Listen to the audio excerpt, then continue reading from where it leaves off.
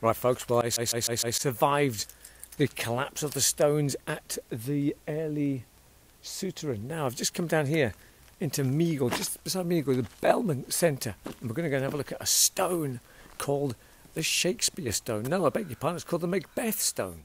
But you can see where I'm coming from.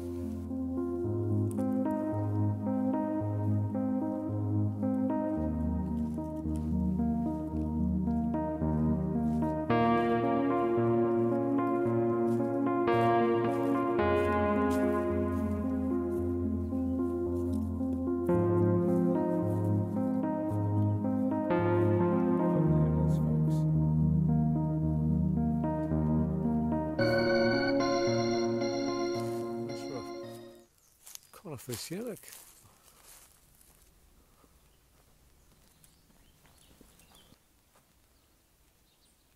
No. Well folks, I was going to go into the Belmont's sort of, whatever they call it, Belmont Centre and have a walk around because there's loads of chalets and things, but there's a lot of cars parked outside the houses, so I better not. Oh well, never mind. Fail.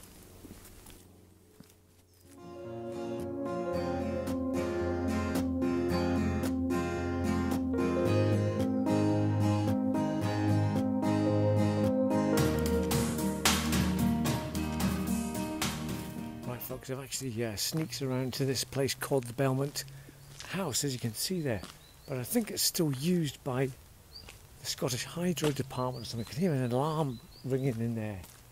As you can see, it's got kind of like doors there. I'm not sure if you can get into it or not. Last time was a big no for Bro and I, but we'll have another wee look.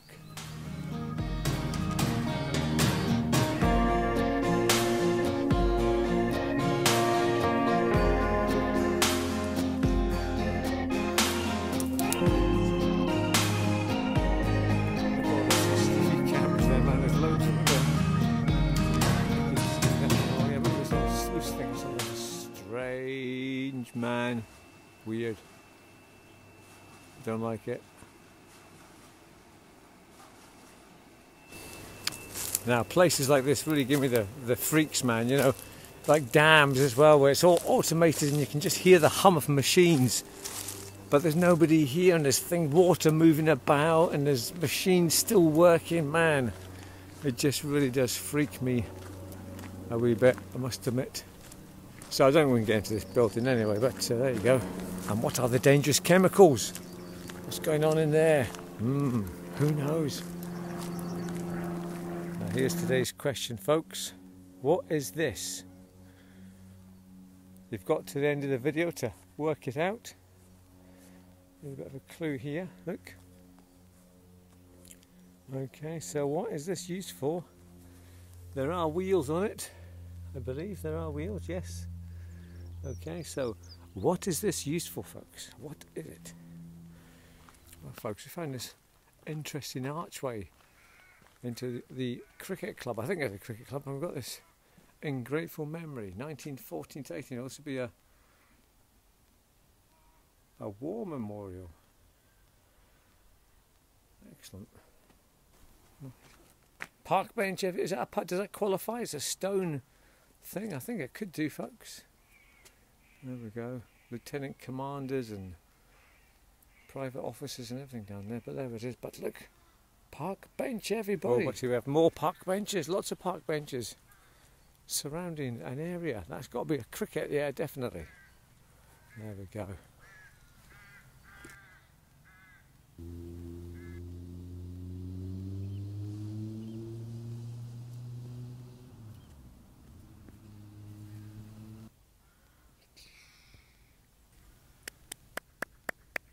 Jolly good shot. The big question, folks, who invented cricket? Who's the best? I don't know. Who invented cricket? Was it Egyptians or something? Probably the Romans or something. As I said, I used to play cricket for Grove Academy. We used to go all over the place playing it in Hammy's red van. We used to steal bags of crisps from the box. Oh man, in the back. Those were the days. But I think the most I ever scored was like a 2. Honestly, I was a hopeless batsman. But I was an okay bowler and fielder. I remember once I was on a hat trick, but this was playing for the Funny enough, it was playing for the teachers versus the cricket team at Grove Academy, and the two best batsmen, they were, who was it now? It was Ian Noble and Brian Ferrier, right? I remember those two. I don't know if they're watching this. Anyway, so of course I was on the opposing side. I was playing for the teachers, and everybody had to take a turn at bowling. So when it came to my turn to bowl, Ian Noble was still on bat, and he was going, "I'm going to smash you for 6, Betty," and all this kind of stuff, you know. So I came up, I did my usual spin bowl thing, and as it went past him, the wicketkeeper stumped him, so he was out. I was like, "Get in." And then the next chap was Brian Ferrier. He came in, he was the same. "Oh, that was lucky, I'm going to smash you for 6. So once again, here comes the spin bowl thing, and he smacks it straight back to me. And I remember diving and actually catching it. It was a great catch, and it really hurt, I remember that. But the teachers went, "Oh, Betty, that was fantastic. Brilliant catch, Betty. Well done. Superb stuff." And they all kind of surrounded me. "Oh, Betty, that was brilliant. I was on a hat trick, man," right? So my next bowl, I came up. I can't remember who's in bat at this time, but I bowled another superb left-hand spinny. See, another superb left-hand bowl. And again, it bounced past the batsman, lost the track of it, because when it bounces, it spins a lot. And the wicketkeeper stamped him again. It was a hat trick, but unfortunately, the umpire said the guy was still in his crease, so it didn't count. But that was my cricket fame story, folks. There you go. I thank you very much.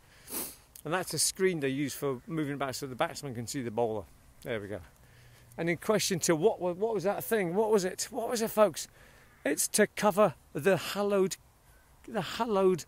what do they call it? Is it a run? What is it? The crease thing, where the grass is for the batsman to run up and down. So that's what that circular thing, that concave thing was, folks. There we go.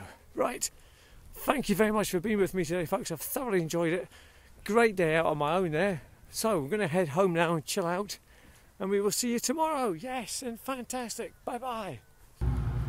Well, we're back in Dundee, man. We're back in civilization, urbanisation, and yes, we are stuck in a traffic jam on the Kingsway. Oh, I hate the Kingsway. It's going to be the most hated road in Dundee. I must do a video about the Kingsway one day. Maybe I should walk its length.